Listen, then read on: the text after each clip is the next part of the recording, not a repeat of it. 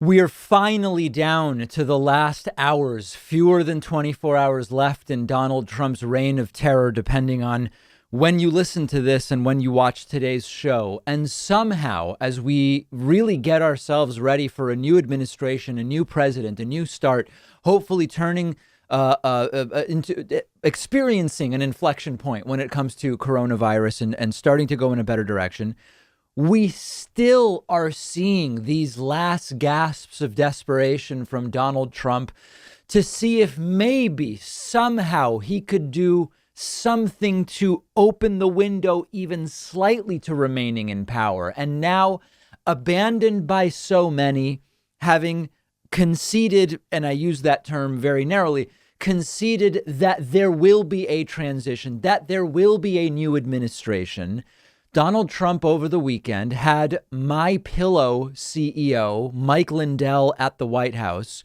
who was spotted holding notes where zoomed in photos showed martial law and other of these harebrained ideas. And we're going to look at the details. And of course, as Rolling Stone and others have been reporting, we know Trump is out of options.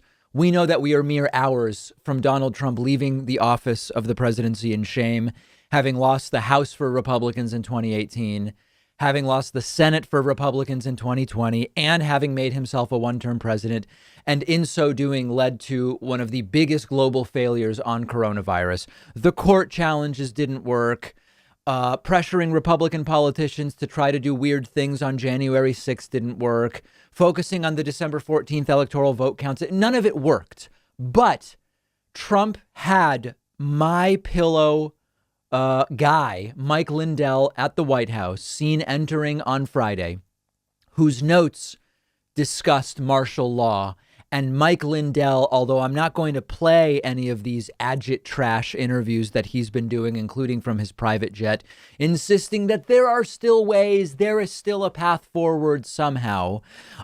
It appears as though as recently as 48 hours ago, Donald Trump was still exploring options and still listening to people who had these ideas about martial law. Mike Lindell's notes also said insurrection act now as a result of the assault.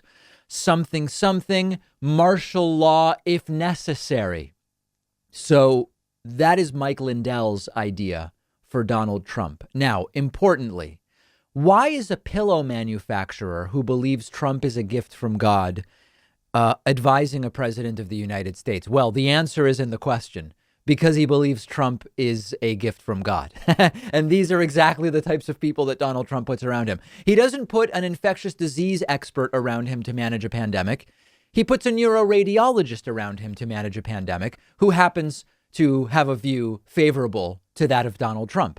And really, I mean, listen, I don't know about every country, but it seems that it is unique to the United States that a guy who sells pillows on late night right wing media would become a close advisor to a president, particularly in that president's final, desperate, shameful days in office during a global crisis, the likes of which we haven't seen for 100 years, the coronavirus pandemic. So I received, a ton of comments about this story, about how terrible the MyPillow pillows are. Now, I can't speak to that. I've never bought one of them. I never would.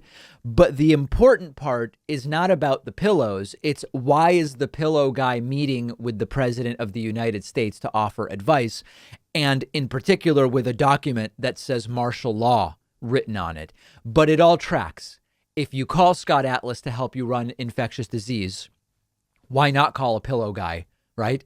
If you want or believe Jared Kushner is going to solve the Israeli-Palestinian conflict in 4 years, then it tracks that you would call a pillow guy to advise you as to how to try to stay in power despite having lost an election. So it's all embarrassing. It's all pathetic. There are already discussions of, is this beyond what should be pardoned by Joe Biden in the style of Gerald Ford pardoning Richard Nixon? I'm going to address that over the next day.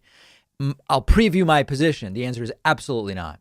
There is no way, under no circumstances, should Joe Biden even consider a preemptive pardon of Donald Trump. Now, there's not a sign yet that Joe Biden plans to do that, But there are more and more people, some on the right, some on the left, some nonpartisan, who are saying for the unity of the country, Joe Biden should look at pardoning Donald Trump because it'll put an end to this stuff. No, this stuff ends in 24 hours anyway.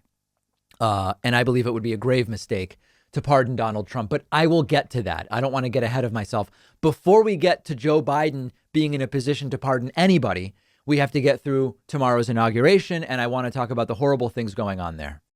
One of our sponsors today is Nerds for Humanity, which is an excellent YouTube channel and podcast that I would love for you to check out. Nerds for Humanity is for people who love going really deep into the nuances of politics and the important issues. They cover a wide variety of topics from elections to poverty, climate change, corruption, and much more. And you'll find long-form interviews with guests ranging from Andrew Yang and Anthony Scaramucci, panel debates and discussions with analysts and content creators, live streams where Tom, the host of the channel, breaks down complicated topics in interesting ways. I'm a big fan. If you're looking to discover a political commentary show with a really unique and innovative approach, check out Nerds for Humanity. Go search for the podcast. There's also a Facebook page, and you can subscribe to the YouTube channel by going to davidpakman.com/nerds. The link is right underneath this video.